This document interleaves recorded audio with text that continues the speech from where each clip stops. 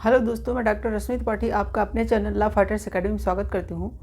दोस्तों, आज के सेशन में मैं जो केस लेके आई हूँ वह केस हमें यह बताता है क्या हाई कोर्ट, कोई भी हाई कोर्ट हो, वहाँ अगर एक न्यायाधीश ने अपने जजमेंट में जो कुछ दिया है, चाहे वो जो है कोई भी मामला हो, क्या उस जैसे यहाँ पे जो मामला था वो मामला तो हमारा जमानत का है। तो जैसे कि मान लीजिए कोई बेंच ने या किसी मतलब हाई कोर्ट के एक मतलब जज ने एक फ़ैसला सुनाया है जमानत को लेकर के या किसी केस को लेके, और उसके विपरीत वही केस का अगर कोई छिपा के या किसी भी तरह से दूसरे उसी हाई कोर्ट के किसी दूसरे जज से उसके विपरीत जजमेंट को ले लेता है, तो क्या मतलब यह बात सही होगी? तो इसी तरह का एक केस है जो कि सुप्रीम कोर्ट में याचिका आई थी कि दो मतलब एक ही हाई कोर्ट के दो जजों के विभिन्न मत थे। तो आज हम लोग यही जानेंगे कि जब चाहे जो है जमानत की बात हो या कोई और केस की बात हो, अगर कोई पर्सन एक जज से जो भी जजमेंट है उसको जो भी जजमेंट दिया जाता है, मान लीजिए ये जमानत का केस था, तो जमानत मान लीजिए उस हाई कोर्ट के एक जो है जज ने जो है उसको जमानत दिया और उसी हाई कोर्ट के दूसरे जज ने उसके जमानत को रद्द कर दिया, तो क्या यह सही होगा? तो इसी केस को लेकर के सुप्रीम कोर्ट के सामने एक मतलब आया था मुद्दा। तो सुप्रीम कोर्ट अपने फैसले में क्या सुनाती है, आज हम लोग इसी बात पे डिस्कस करने वाले हैं। तो चलिए हम लोग अपना केस स्टार्ट करते हैं। जैसा कि जो ये केस है उसका नाम है हिमांशु शर्मा वर्सेज एमपी राज्य 2024 का लेटेस्ट केस है।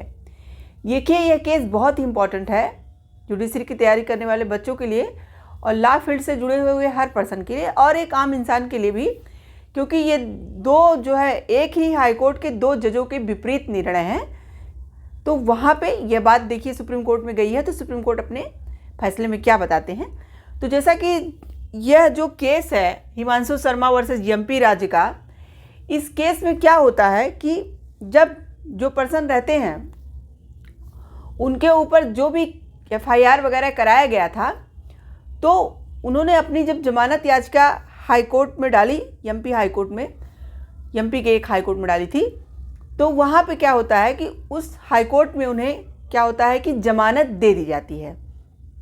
फिर क्या होता है कि कुछ दिनों बाद उनकी जमानत को उसी हाई कोर्ट के दूसरे जज द्वारा, जैसे कि जिस जज ने उन्हें जमानत दी थी उनसे अलग कोई उसी हाई कोर्ट के जज थे, उनके सामने उनके जमानत को क्या कर दिया गया, रद्द कर दिया गया। यानी कि एक जज ने उनके मतलब हाई कोर्ट के एक जज ने उनको जमानत दिया, तो दूसरे जज ने क्या किया था, उनकी जमानत को रद्द कर दिया था।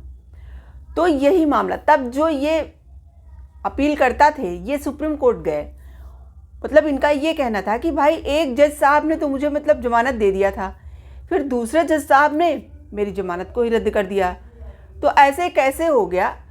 दोनों तो वो हाई कोर्ट के ही जज थे, तो विपरीत मत कैसे आ गया? तो यही अपील लेकर के वो सुप्रीम कोर्ट गए थे। तो जैसा कि पहली बात तो ये है कि हमारे यहाँ जो अगर जमानत एक बार किसी पर्सन को मिल गई तो उसकी जमानत को ऐसे ही रद्द नहीं कर दिया जाता है। जब जज ने निर्णय के द्वारा मतलब दे दिया उसको जमानत, तो ऐसे ही उसकी जज को कोई रद्द नहीं कर सकता है। हाँ, जमानत को रद्द कराया जा सकता है, लेकिन उसके कई आधार होते हैं, जो कि इस केस में इस तरह का कोई आधार नहीं था, फिर भी उनको जो है उनकी जमानत को रद्द कर दिया जाता है, तो इसीलिए वो सुप्रीम कोर्ट पहुंचते हैं। तो चलिए हम लोग जान लेते हैं कि मान लीजिए अगर किसी पर्सन को एक बार जमानत मिल गई है तो उनकी जमानत को किन आधारों पर रद्द किया जा सकता है। जैसा कि किसी आरोपी को अगर जमानत दे दी गई है तो जमानत तभी रद्द की जा सकती है जब कोर्ट को लगे कि जमानत पर रिहा व्यक्ति स्वतंत्रता का दुरुपयोग कर रहा है। यानी कि जब कोर्ट को यह बात लगे कि जिसको जमानत दी गई वो जमानत पे जाके जो स्वतंत्रता उसे मिली हुई है उसका दुरुपयोग कर रहा है, उल्टी सीधी हरकतें कर रहा है, तब जाके उसे उसकी जमानत को रद्द किया जा सकता है। और एक दूसरा आधार देखिए, जमानत की शर्तों का उल्लंघन किया हो, यानी कि जमानत में जो शर्तें बताई गई थी उसका उन्होंने उल्लंघन किया हो, या फिर जमानत गलत बयानी या धोखाधड़ी से प्राप्त किया गया हो, यानी कि जमानत या इसे जो मिला है वो उसने झूठ मूठ की कहानियाँ जज के सामने सुनाया, धोखाधड़ी किया, गलत बयानबाजी की, तब उसे जमानत मिल गया।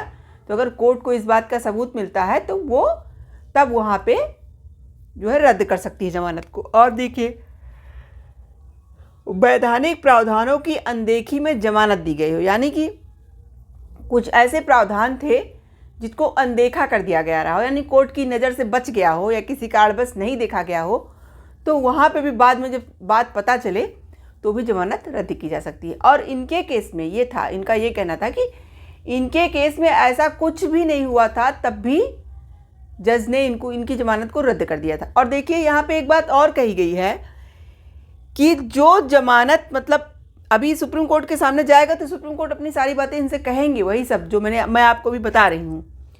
तो फिर चलिए आगे कंटिन्यू करते हैं। तो इन आधारों पे जमानत को रद्द करवाया जा सकता है, लेकिन हाँ, रद्द तो करवाया जा सकता है, लेकिन दूसरे न्यायाधीश के सामने यह केस नहीं ले जा सकता। उन्हीं न्यायाधीश के सामने यह केस जाएगा जिन्होंने उसकी जमानत को दिया था।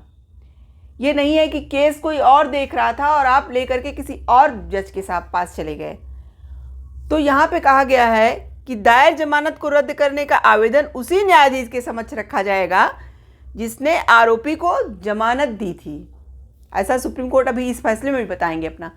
तो चलिए हम लोग अपना केस कंटिन्यू फिर करते हैं। जैसा कि हम लोग जान लिए कि जमानत के कौन कौन से आधार होते हैं रद्द करवाने के, तो ये आधार थे। तो इस केस में क्या हुआ, जब जो अपील करता थे वो सुप्रीम कोर्ट जब जाते हैं तो सुप्रीम कोर्ट पहले केस को समझता है, फिर सुप्रीम कोर्ट को वो कोई आधार नहीं नज़र आते जिससे कि जमानत को रद्द किया जा सकता था। फिर सुप्रीम कोर्ट ने कहा अपना वही सारी बातें बताया जो मैंने अभी आपको कहा कि जमानत के क्या क्या आधार हैं। तो वहाँ पे कहा गया कि जमानत को रद्द करने के कोई आधार नहीं थे। और फिर सुप्रीम कोर्ट ने जो है फटकार लगाई जजों को, कहा कि यह पूरी तरह से अनावश्यक है और न्यायिक अनुशासनहीनता के समान है कि एक जज, हाईकोर्ट के एक जज ने कोई आदेश दिया और दूसरे जज ने कोई आदेश दे दिया, और नाराजगी व्यक्त की और कहा कि किसी अन्य एकल जज द्वारा आरोपी को जमानत देने के आदेश पर पुनर्विचार करने का कार्य आवश्यक है और घोर अनुचितता के समान है। इनका कहने का मतलब था कि एक जज द्वारा अगर आरोपी को कोई सज़ा दे दी गई है या जमानत दे दिया गया है, तो दूसरे जज द्वारा इस तरह से जो कार्य किया गया, यानी कि एक ने जमानत दे दिया तो दूसरे ने जमानत को रद्द कर दिया, तो वही कहना था कि यह कार्य अनावश्यक है और घोर अनुचितता के समान है। अब देखिए इसमें क्या होगा, अगर अलग अलग विपरीत मत दो जजों के रहेंगे एक ही हाई कोर्ट के, तो उसमें लड़ाई झगड़े भी शुरू हो सकते हैं। देखिए अभी हम लोगों ने कुछ दिनों पहले कलकत्ता हाई कोर्ट के दो जजों की लड़ाइयाँ सुना हुआ था, क्योंकि वहाँ पे भी यही हुआ था, एक जज साहब कुछ कह रहे थे, दूसरे जज साहब कुछ कह रहे थे, तो इस तरह से वहाँ पर भी ये बात आई थी। तो सुप्रीम कोर्ट ने वही कहा कि इस केस में कहा कि देखिए यहाँ पे पहली बात तो जिस जज के सामने इनका जो है इनके जमानत को स्वीकार किया गया था, अगर कुछ ऐसे आधार होते जिससे जमानत को रद्द कराया जाता तो उन्हीं जज के पास जाता वो बात। ये दूसरे जज के पास जो ले जाने वाला मुद्दा आया, पहली बात वहाँ जाना ही नहीं चाहिए, और दूसरी बात जो जजमेंट उन्होंने दिया, माने जमानत को उन्होंने जो रद्द किया वो भी विपरीत कार्य किया। एक ने दिया जमानत, एक ने रद्द कर दिया, और रद्द करने के कोई आधार भी नहीं थे। तो वही उन्होंने जजों को फटकार लगाई और कहा कि इस तरह से नहीं किया जा सकता है। और एक बात उन्होंने और कहा कि जो हम लोग जानते भी हैं सीआरपीसी में लिखा हुआ है कि सीआरपीसी के जो सेक्शन 362 है उसमें कहा गया है कि हाईकोर्ट अपने स्वयं के मामलों पर पुनर्विचार नहीं कर सकता। यानी कि हाईकोर्ट ने जो एक बार जजमेंट सुना दिया है उस पर पुनर्विचार नहीं किया जा सकता। हाँ, कोई गणितीय त्रुटि हो, लिपिकीय त्रुटि हो तो उसको सुधारा जा सकता है, लेकिन अगर एक बार कोई आदेश या जैसे जमानत दे ही दिया तो फिर से उसमें रिव्यू नहीं किया जा सकता। तो वही बात कहा गया है कि पुनर्विचार नहीं कर सकता। यह बात कहा था हरि सिंह मान वर्सेस हरिभजन सिंह बांधवा, सुप्रीम कोर्ट का केस था 2000 का। उसमें यह बात हाई कोर्ट के लिए कही गई थी कि हाई कोर्ट को सीआरपीसी के सेक्शन 362 के अनुसार अपने मामलों पर पुनर्विचार नहीं कर सकता। यहाँ पे क्या हुआ था, यही तो हुआ। हाई कोर्ट के एक जज ने जमानत दे दिया और दूसरे जज ने उसकी जमानत को रद्द कर दिया। तो सुप्रीम कोर्ट ने मतलब जजों को फटकार लगाई और कहा इस तरह से एक ही हाई कोर्ट में दोहरा मतलब जो जजमेंट है वह नहीं होना चाहिए। नहीं तो भाई लोग क्या करेंगे, लोग देखिए जो चालाक लोग होंगे वो मतलब इस तरह का गलत कार्य करने लगेंगे। एक जज ने कुछ और निर्णय सुनाया तो वो सोचेंगे कि जाके दूसरे जज के सामने हम अपना वो केस कर दें। यानी जमानत वाले ही देखिए यहाँ पे मसला था, जो एक जज ने कुछ सुनाया तो जमानत लेने के लिए दूसरे जज के पास चले गए। इस तरह के कई केसेस देखे गए हैं। अभी 2-3 महीने पहले भी एक इस तरह का केस आया था जिसमें जो है एक जज ने जो है जमानत दिया था तो दूसरे जज ने उसकी जमानत को कैंसिल कर दिया था। और या ये होता है कभी कभी कि एक जज ने जमानत नहीं दिया तो दूसरे जज ने दे दिया।